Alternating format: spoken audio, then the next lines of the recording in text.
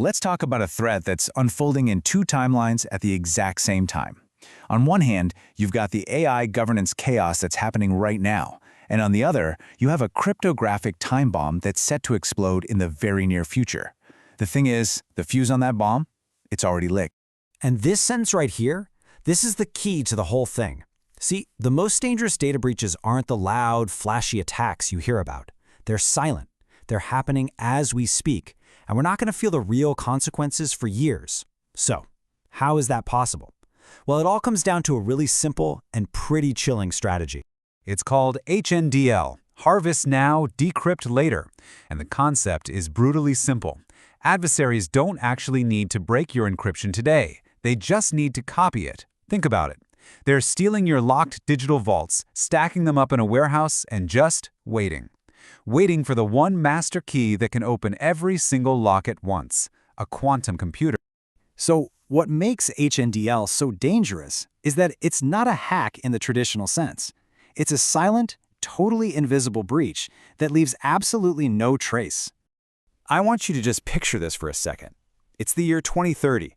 Your security dashboard is a beautiful sea of green check marks. No alerts, no red flags, everything looks perfect. But at the same time, your company's biggest trade secrets, your patient records, your strategic plans, they're all over the dark web in plain text. Your business is literally imploding, not because you got hacked in 2030, but because your data was harvested silently years and years earlier. This is what people are calling the vacuum cleaner strategy. Your adversaries are just sucking up every single encrypted packet of data that leaves your network. It doesn't trigger any alarms because nothing is being broken into. They're just making a copy of the locked box because they know that the very math that created that lock, it's about to become obsolete. Now, I know this all might sound a little like science fiction, but it's not. It is grounded in a terrifyingly simple mathematical proof. It's an equation that shows, with cold, hard logic, exactly why we're already out of time. This right here is Mosca's theorem. It's a simple little inequality that keeps security experts up at night. All it says is that if x plus y is greater than z, you've already failed. Game over. So what on earth are x, y, and z? Okay, let's break it down. First up is X. This is your migration time. And I really want you to think about this number. This isn't just pushing a software update. This is like trying to swap out every single lock and key in a digital skyscraper. For a big company, just finding every piece of old encryption and then upgrading it takes on average about 5 to 7 years. Next is Y. This is the shelf life of your data. Basically, how long do your secrets need to stay secret? We're talking about your AI model's source code, or patient health records, or critical IP. For that kind of data, the shelf life is easily a decade, if not, well, forever. This stuff holds its value for a very, very long time. And finally, there's Z. This is the collapse. It's the time until a quantum computer exists that can shatter our current encryption standards. Experts call it Q-Day, and the conservative estimate for that, about 2030, which is just 5 years away. So let's do the math, shall we? A 7-year migration time plus a 10-year data shelf life equals 17. Is 17 greater than 5? Oh yeah, by a lot. The equation is completely broken. And this shows us, with no room for debate, that this vulnerability gap isn't some problem for the future. It's wide open right now. Okay, so the quantum threat can feel frankly overwhelming. But panic is not a strategy. The path to getting ready for this doesn't start with you getting a degree in quantum physics. It starts with something much more immediate. Getting control over the AI you're using right now. Think of your current encryption standards, things like RSA and ECC, as digital asbestos.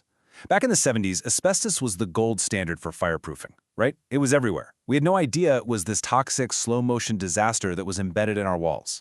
Well, your current crypto is exactly the same.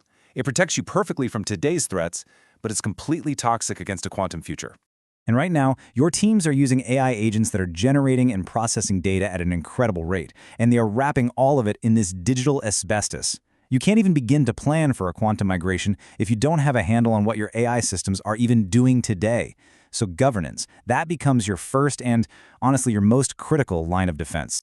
So what does that governance actually look like? Well, the good news is, it's not some massive multi-year project. It's about taking decisive action in the next 7 days to stop the bleeding. Here's the plan. On days 1 and 2, you customize and get your AI policies approved. Day 3 is all about communication. explaining to everyone that this isn't about banning AI, it's about creating safe lanes for innovation. And then by day 7, you start enforcement by building risk checks directly into your workflow. You know, an effective acceptable use policy can be this simple. It's just about clear guardrails. Do use AI for brainstorming and first drafts. Don't ever put sensitive company data into a public model. Do have a human review the output, and don't rely on it for critical decisions without any oversight. Simple. And this right here, this is the tool that turns that policy into practice. It's an AI risk assessment matrix. Before anyone in the company starts using a new AI tool, it goes through this simple checklist.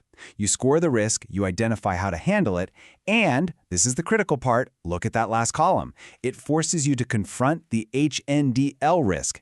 Is the data this tool is touching going to become a liability in a quantum future? So once you have that basic governance in place, once you stopped the chaos, then you can start looking ahead.